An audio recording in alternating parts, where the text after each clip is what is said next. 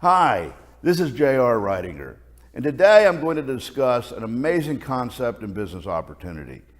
Now, you may have just seen the Market America Unfranchised Business Opportunity, or you may be an unfranchised owner and are occasionally asked questions that you do not have the knowledge to effectively answer with confidence.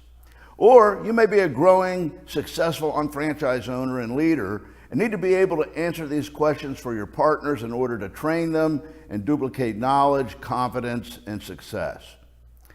Now, I'm often asked how I came up with the Market America concept and how it was created or started. And it's a pretty amazing success story in itself and explains why it is an idea whose time has come. It's really the solution to understanding the Market America business model and why it's an entrepreneurial solution for average people and people who are looking for a solution to develop a long-term residual income and financial independence. Now, sometimes when people see the unfranchised business plan, it seems too good to be true. Have you ever heard that? Why was this never done before, people ask? And the answer is quite simple. There's never been a tracking system like this or a model to do it. So it just was never done. And so the logic behind it and how it works and what makes it unique are very important to understand. And I think that when one hears how it evolved and how it was created, it starts to make sense and become believable. So it's important, in fact, it's essential to understand how it's different than and how it's superior to other business models such as affiliate marketing programs, direct sales, network marketing, MLM, mail order or direct response, business opportunity investments, franchising, or traditional brick and mortar businesses even. Now, later on in this series of counseling and coaching sessions, we will study the structure, dynamics, philosophy, as well as the systems and technology that is necessary to make this model and system work. And that will lead to a discussion of best practices. And I'll be your personal guide and coach through it all. Now, we've just finished a very important resource document called the UnFranchise and Binomial Manifesto. It's been a long time coming. This is a comprehensive textbook and reference manual on the reasons behind everything in our business. It explains why it works and how it's different. It explains how we are different from other businesses. And it elaborates on the mathematical and legal reasons why things are structured the way they are and how they ensure your success if you follow the system that you're supposed to follow. And it explains in detail why there are requirements and tracking mechanisms and how they all work together to strengthen your business and actually make developing a residual income easier and sustainable. It becomes apparent that they are your best friend and you wouldn't want to do the business without them. Now, in this series and in the UnFranchise Binomial Manifesto, there are additional lessons on very important things, such as how our program appeals to everyone and benefits everyone because it saves everyone money shopping online.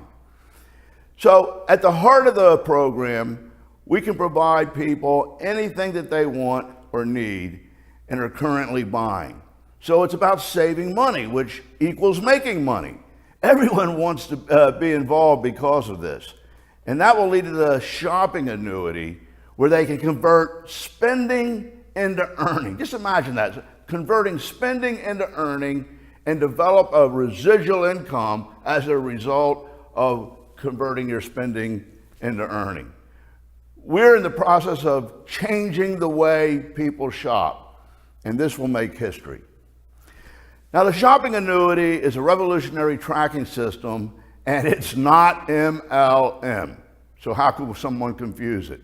Converting spending into earning is at the very heart and soul of what our business is about.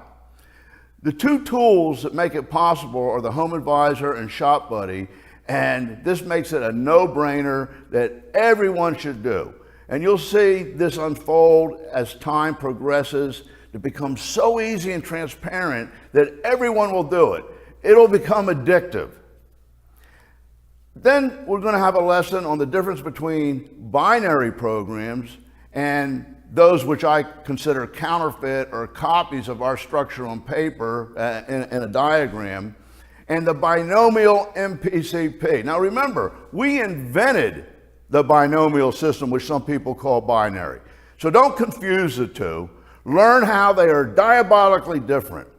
I invented the binomial system some 21 years ago, and many have copied it and call it binary. They look the same in a diagram, but they don't work the same. They're not the same.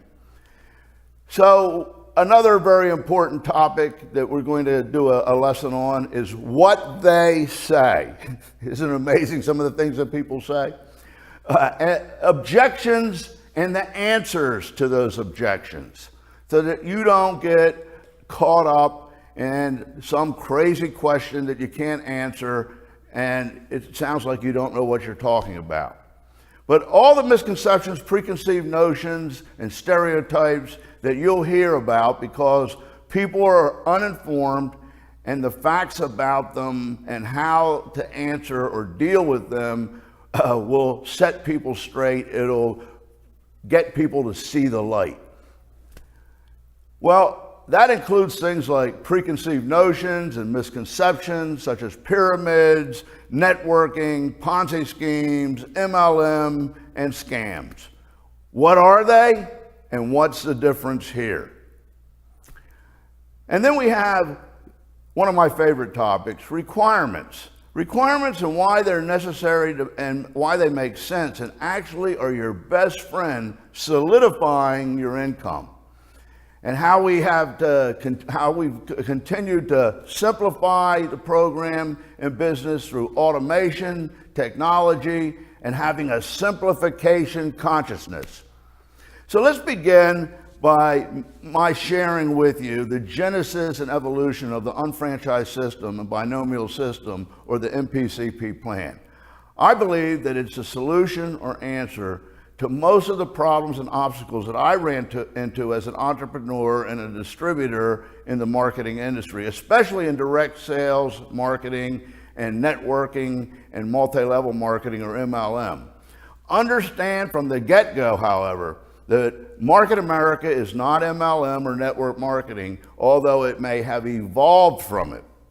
It's kind of like, one of my favorite analogies is in music. Years ago, we started out with vinyl records, and I used to collect them. Then it was LPs, and then they came out with 8 tracks, and soon it was cassette tapes, and then it went on to CDs, then the iPods, then the MP3s, and then to streaming. But they're not the same, but they all play music. You see, streaming or MP3s are a far cry from a vinyl record or an 8-track, and they should not be confused. It's kind of like a mom and pop store is not the same as a chain store, and that's not the same as a franchise, and that's not the same as a superstore, and that's not the same as an online shopping site or experience like Amazon or Shop.com, but they're all in retail. The model is quite different for each one of them. And our model is strange in some ways because it's a hybrid between internet marketing, franchising, one-to-one marketing, and direct sales with a network aspect. There's nothing else like it. So there's nothing that it can really be compared to. Now, actually, Market America was originally started out of my frustration with the mass marketing industry in general, and the belief that there was a better and more efficient way to introduce products into the marketplace and to market or distribute products on a repeat basis. It's basically the result of 18 years of frustration, disappointments, realizations, epiphanies, dead ends, mistakes, and several magic moments that resulted in the genesis and creation.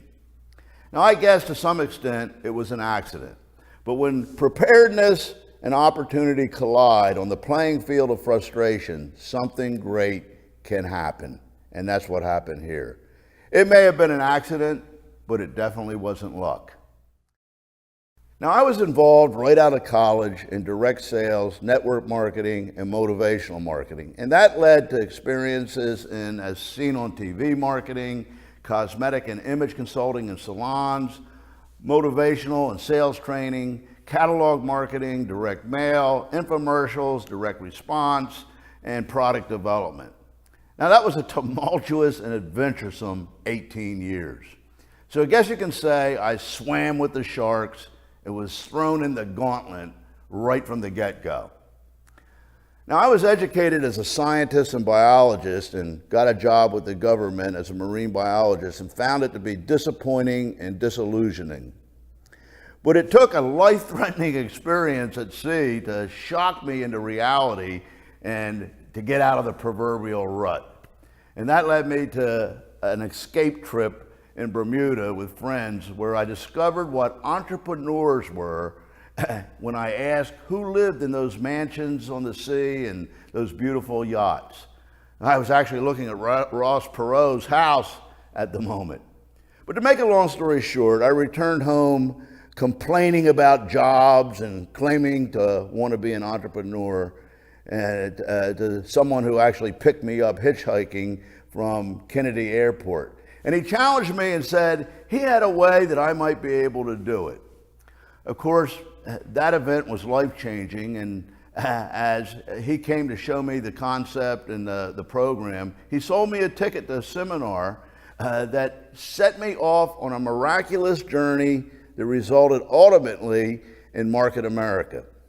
So that was my introduction to entrepreneurism, residual income, and the introduction to marketing, which was initially in the direct sales industry. Now, after 18 frustrating but financially rewarding years on the marketing roller coaster of ups and downs, followed by 2 financially devastating experiences resulting in starting over, I had developed a fundamental belief based on experience that mass marketing was upside down and inside out. There was a better, more efficient, and effective way to introduce products into the marketplace. And I saw and believed that direct sales and network marketing had the potential answer to that, but was flawed. Now, the concept of one-to-one marketing possessed me, along with the belief that there was a real need for an entrepreneurial opportunity at the grassroots level of society and our economy.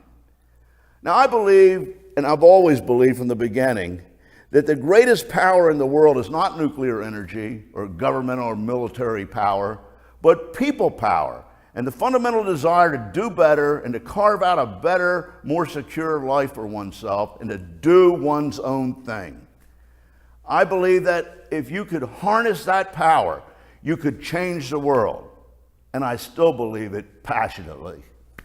Now, I had arrived at this belief that the traditional mass marketing model was inefficient, an inefficient caste system, and an antiquated paradigm. Store marketing and mass media branding required millions of dollars in advertising or hundreds of millions of dollars in branding to market and distribute the product. Intense competition for shelf space in stores wanted products that were only advertised. And it was a vicious cycle of trying to get a product into a store. Distribution required huge inventories in distribution centers and warehouses, more cost. Furthermore, it was inefficient. 50% to 65% of the cost of the product was in advertising, inventory, which didn't all sell and became obsolete, requiring deep discounts to liquidate it, and multiple shipping costs from center to the stores in the supply chain from manufacturer to warehouse to store exasperated the problem. The result was that this made it extremely difficult to introduce new innovative products into the marketplace, and it was more than an uphill battle. Something was wrong. I felt there was a better way.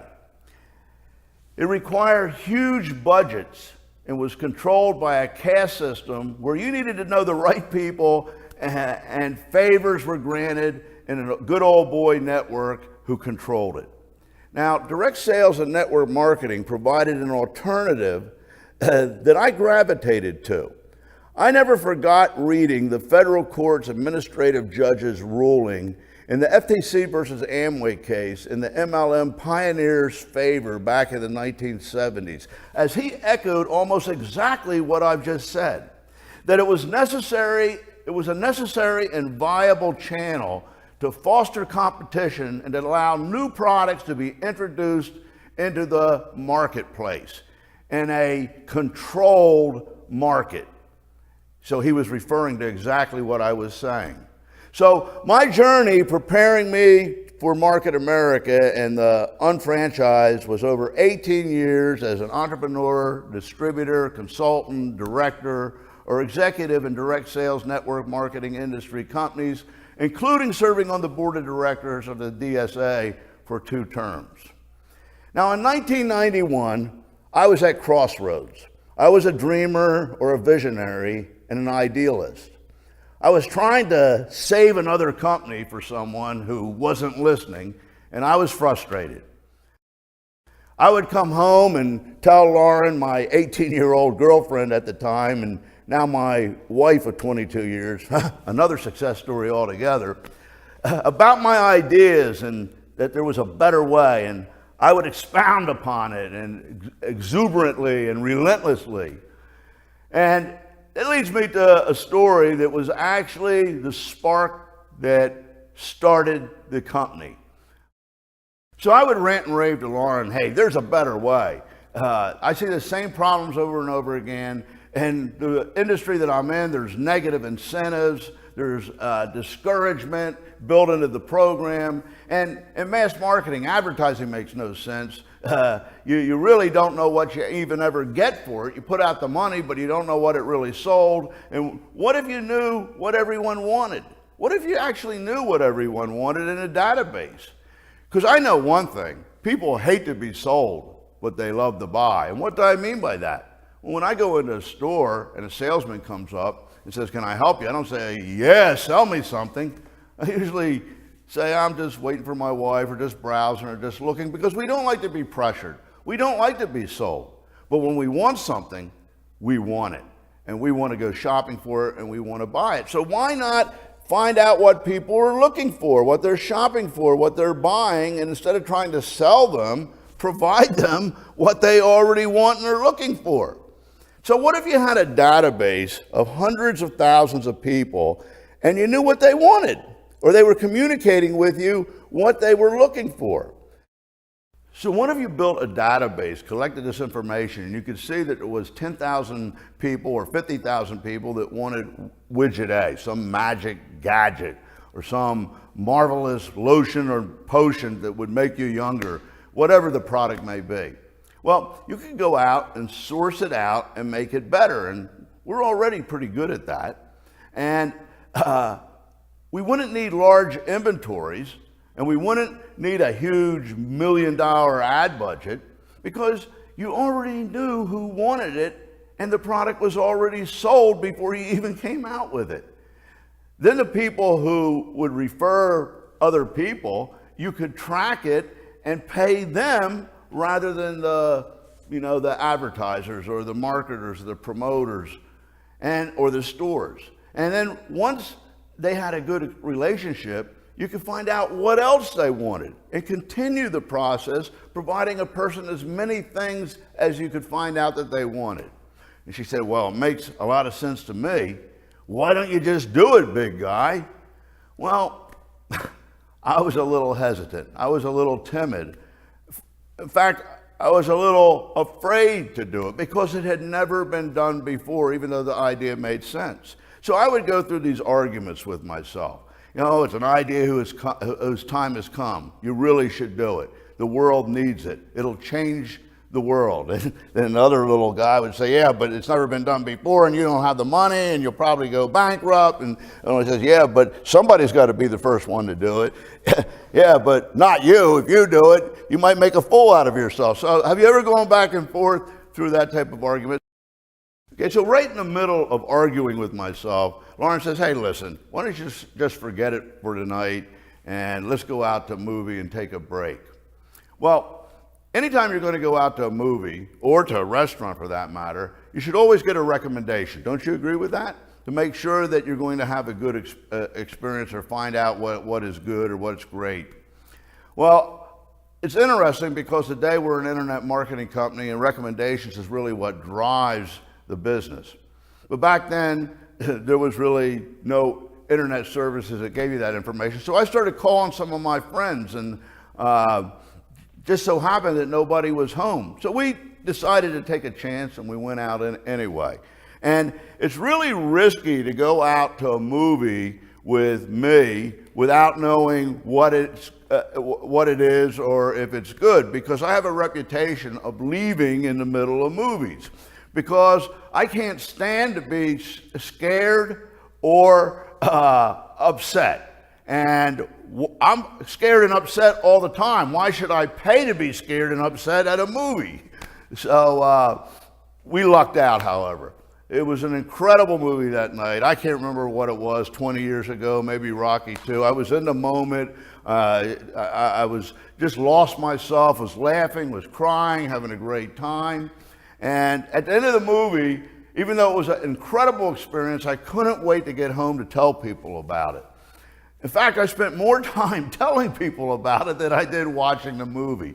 And, you know, people that I called all excited, they didn't act too impressed. Oh, that's nice, wonderful, whatever, very happy for you.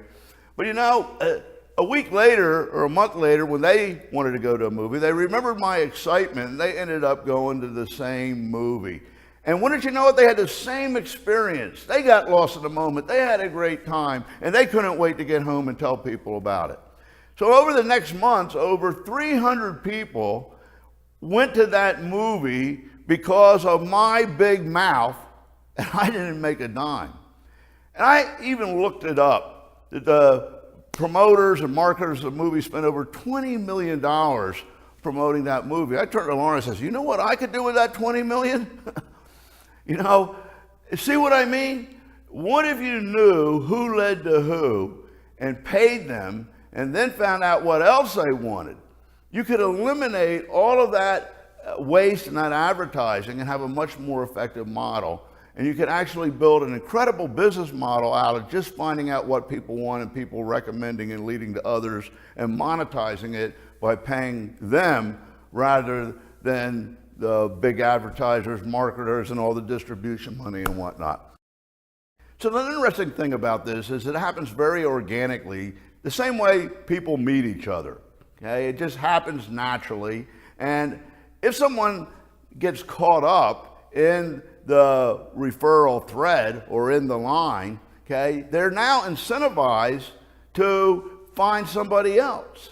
And it's pretty interesting because the same thing exists in the second thread, the same synergy. Everybody gets credit the same way, so it has the same economic glue and the same motivation and the same teamwork.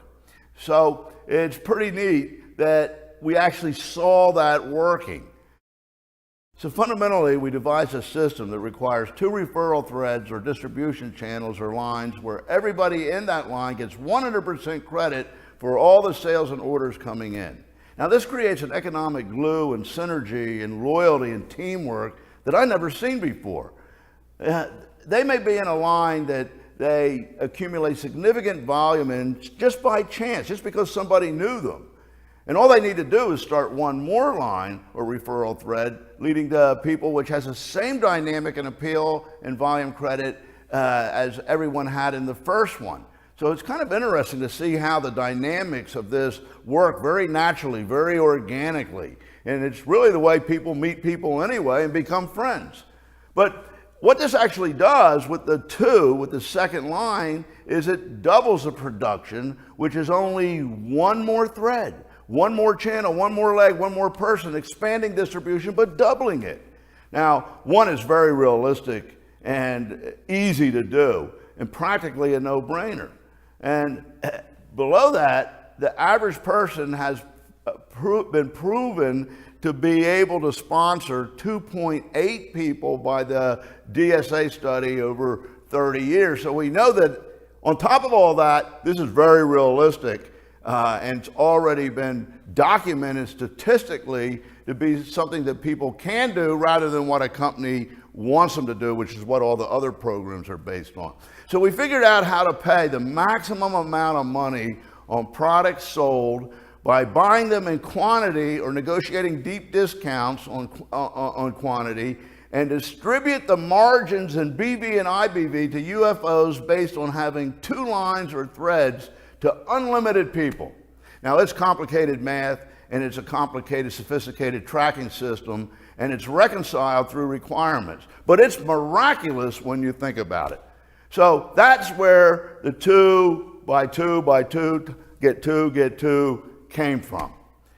So that's the genesis of Market America 22 years ago. Started accidentally from going to a movie and an epiphany about a better way to market based on one-to-one marketing and a new tracking model, which led to the Binomial MPCP and the UnFranchise system. So at any rate, all of this leads to the discoveries that I made over the years of what the repeating problems were in the industry. And I knew that if we could address them, we would have the solution and the greatest opportunity ever. So at the onset and birth of Market America, I was basing our model on what I knew to be true, from experience, from many experiences. And if no one else had done it yet, we had to do it. The reason I did it was because nobody else would do it. So everyone that I talked to agreed that these were the common problems, and if they were addressed, it would be a new paradigm and an idea whose time had come. And you can't stop an idea or a concept whose time has come. Now the point is this: after 18 years of successful experience in the industry, that the unfranchised evolved from what I saw that were the same problems and downfalls that repeated themselves company after company. Now, I was always successful and became a top distributor and a top pen level for multiple companies, or the number 2 or 3 executive making a company thrive. I never was the number 1 executive because I was always doing it for someone else and would go down with the ship if need be. But I never failed with a program. However, companies failed me or pulled the rug out from underneath me because of the nature of the program or bad decisions.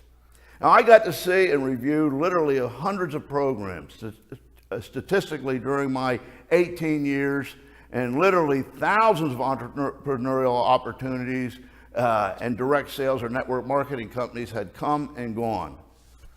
It became apparent that there was certain repeating problems or weaknesses, flaws, that caused the repeating failure. I was rather sick and tired of it.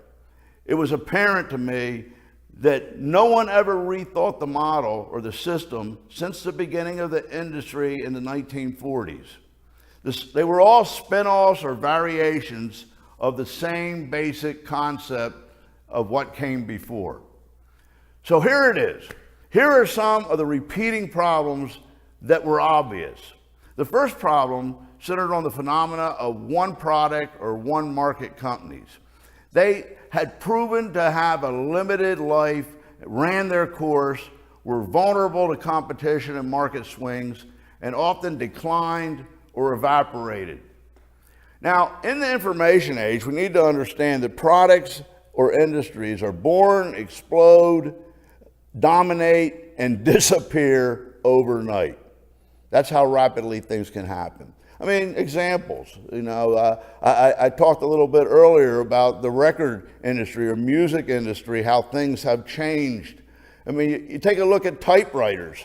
A Fortune 50 company of Smith Corona, everybody had a typewriter 20 years ago. In 1 year, they disappeared. Poof. You say that's old? What about Kodak? That's recent. So this is a huge issue when the purpose of the enterprise entrepreneurially is to generate residual income. See, adaptability and longevity are the necessity to achieve that objective of residual income. Something has to last and it has to adapt to the marketplace.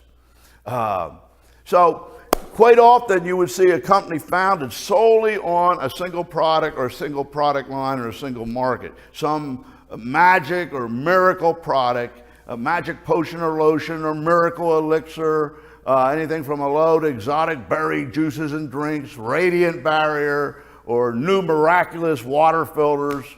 And if the magic product was successful, it would spawn fierce competition. And other direct sales and network marketing companies did the same. Then it would end up online or in catalogs or on TV direct response, and at a fraction of the price in large retail stores and retail store chains like Walmart. An example is water filters with NSA. They end up in Kmart or on TV and the price is undercut. What's a company to do? Portable alarms with Quorum had the same experience. Eagle Shield, a energy-saving radiant barrier. It exploded and then disappeared because you could get it at the house supply stores. So even if that doesn't happen, price wars drive down the prices to where a company that introduced a product and brought attention to it could no longer compete and pay commissions. So people get built up in a white heat of belief and exaggeration and hype as a result of these types of magic products. And sometimes it stimulates regulatory problems or an investigative press because they overdo it. And regulators need to justify their existence anyway to earn merit badges. So when they see something that's over-touted and over-exaggerated, quite often they're going to make an example of it. But beyond that, there's a limited market with one product or one product line. Not everybody's interested in one market area. It has limited scope. You see, people are attracted to what they love, to what they need, and what they're experienced at or what they're good at. And we want to build a residual income on providing an entrepreneurial opportunity at the grassroots level of our society in this country. Let's reach as many people as we possibly can with something that's relevant to them. So what it's really all about, when we thought about it and came down to it, is to have an opportunity at a grassroots level where the average person could derive a full-time residual income with products people believed in and needed. So the concept is to provide products or services that people want, that are market-driven, that are superior to that of in a store, or that are mass-marketed brands, and have products that people recognize as a real value, that are revolutionary, that are scientifically backed, that they can't get anywhere else. And then that drives the business and the income entrepreneurially. That's what we wanted to develop, and that's what we set out to. So the solution was a product brokerage company, which also made sense to add a shopping experience so that we could be 360 and provide people anything and everything that they wanted. But the focus was on market-driven products that people need and are buying. And it's based on market demand. People want them, so you don't have to sell them. And we wanted the opportunity to be totally retail-driven, with repeat sales and regenerated volume from the bottom up. So I identified the main problems with other opportunities and plans. And the first premise, the first focus was we didn't want to have another one product or one product line company. We wanted to be a product brokerage company. And that would enable us to do one-to-one marketing better, because when we found what people wanted, we could actually go out and get the product or add the line and bring it to the people. In fact, it was the people and the distributors and the customers that decided what we came out with rather than us. Totally the reverse from how everybody else does it. So this would be people and people to product. We're able to match people to product and product to people. What does that mean? When we know that somebody has a problem or a love, they have a stiff knee, they used to be an athlete and run. And if we have a product that allows them to start running again, they're going to tell everybody about it if it works.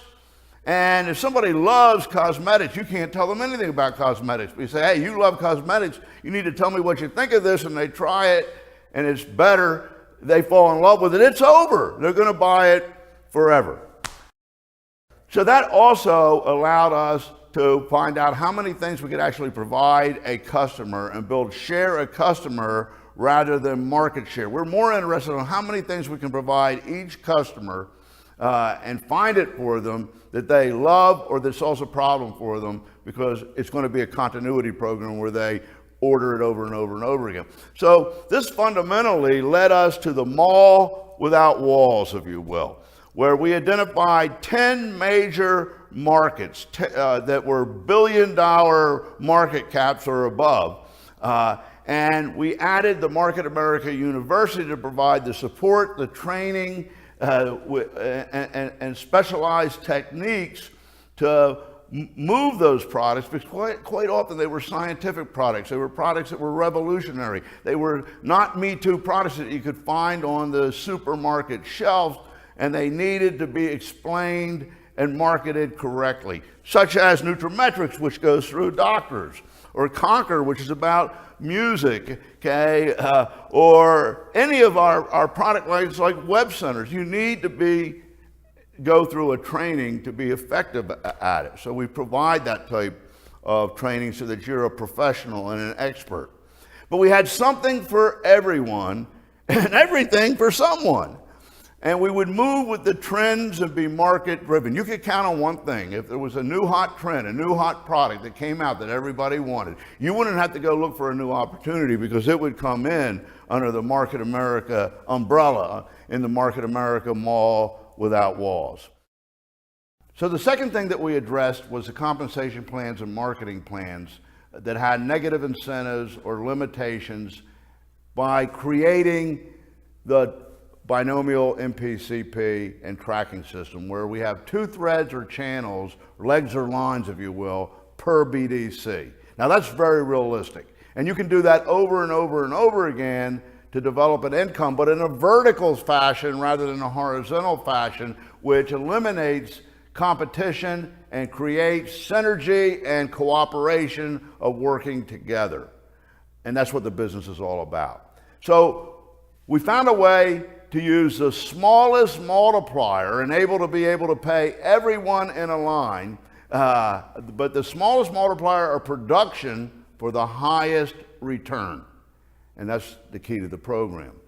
And the next point, which was important, was we didn't want to pay on levels. We're not multi-level. We don't pay on levels. We wanted to have unlimited search to infinity if need be, to find volume to pay. So there's a compounding effect, because nobody's building outside of those 2 lines. Everything that they add will go down in the 2 lines, helping everybody that's building together, and that actually starts to multiply and create a compounding effect.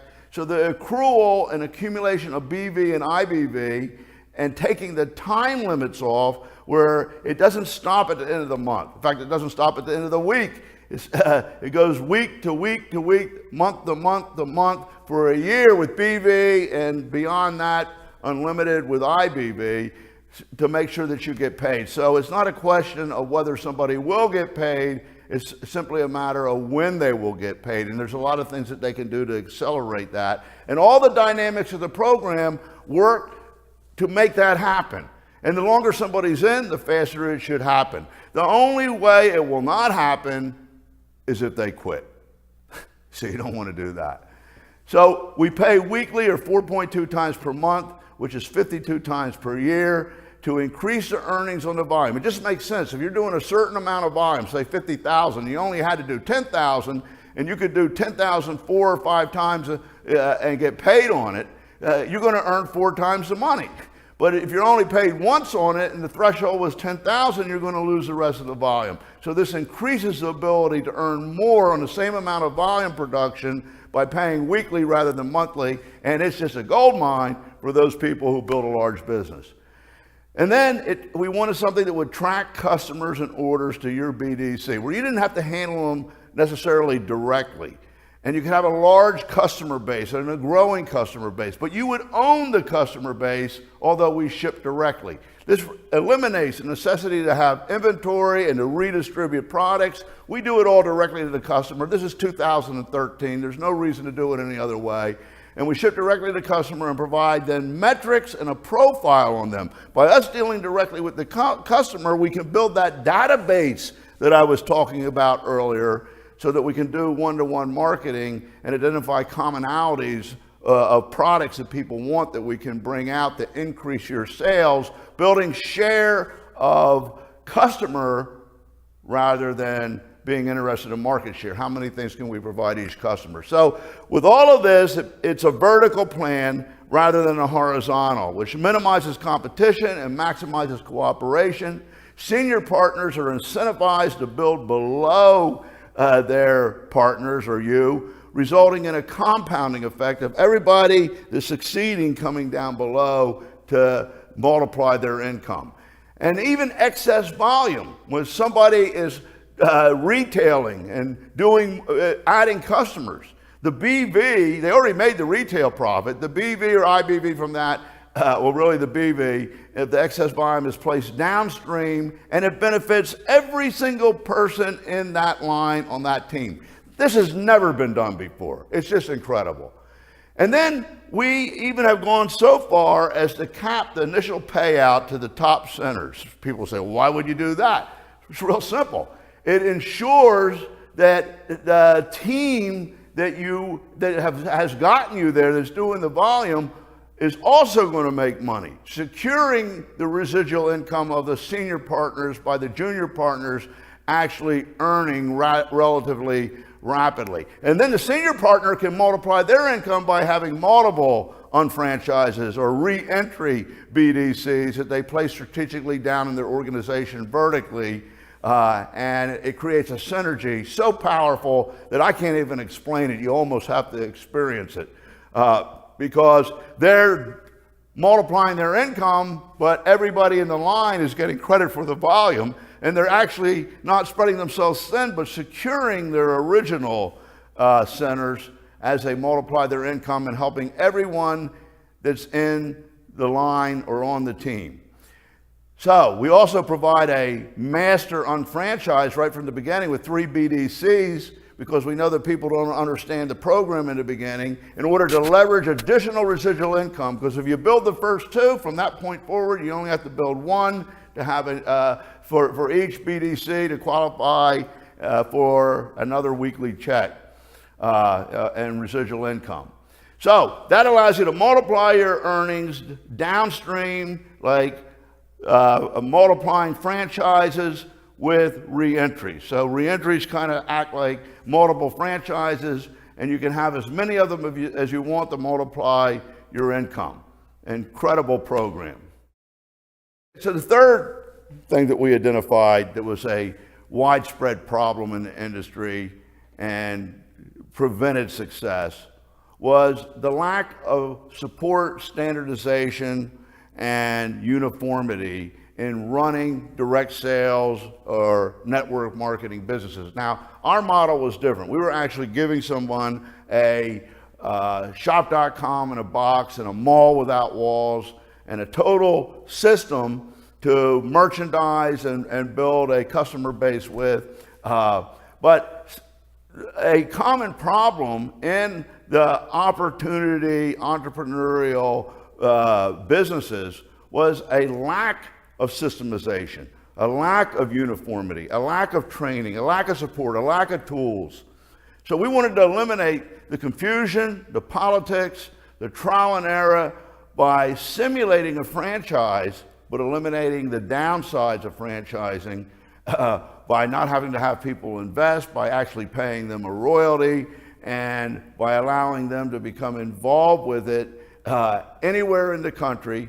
And that became the unfranchised system with the NMTSS, the Advisory Council, the Speakers Bureau, the online tools, the Market America University, the required trainings, requirements in the plan to make sure that people were doing the right things to develop profitability and stability with publicity and growing visibility, things like meeton.com, the next matrix level digital NMTSS.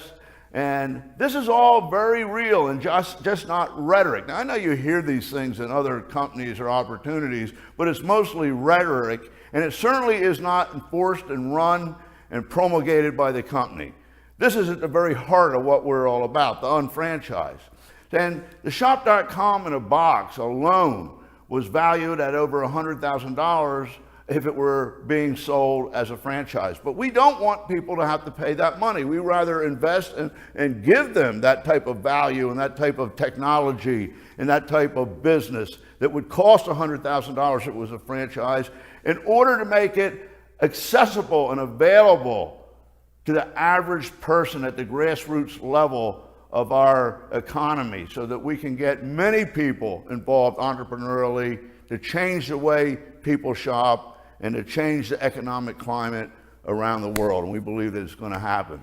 And the fourth was to be a forward-looking company and move with the paradigm shift, if not lead it. And that is to be an internet marketing company and to lead the parade to change the way people shop, that there was a real opportunity here. People love to join causes, and people want to be in front of the curve or on top of the wave of where the trends are going. There's no doubt that internet marketing, internet shopping, online shopping, e-commerce, e-retailing is where the success is, where the growth is. And it's nice to know that you're at the right time, at the right place, with the right opportunity, with the right people. And that's what we wanted to provide people. And we are on the cutting edge of what's happening in the economy and in business. So it makes things possible that were never possible before. We're leading the parade and ahead of the curve with the biggest economic trend of the century, and at the right place, at the right opportunity, and at the right time with the right people. And that allows us to have the shopping annuity, where we're converting spending into earning, because we can provide people anything that they want to buy or anything that they need. And it also allows us to be able to attract thousands, even millions of customers from cyberspace. And that also allows for one-to-one marketing and add-on sales by identifying what people want and being able to match product to people. And that brings us to what Market America became and is today. The Market America, an unfranchised system that you know. Well, the next lesson is focused on the marketing plan and compensation plan as it relates to other types of programs out there. And it's important for you to understand what Market America is and how it relates to other opportunities or businesses or models out there, so that you are on sound ground, confident, knowledgeable, and can explain to people that we not only have the cookie that people want, we have the whole bakery. We're way ahead of the curve. We're not like other opportunities that they may have heard of, or people that they knew that were in things that may have had a compromised result. This is a different model, and you need to understand why it's the best.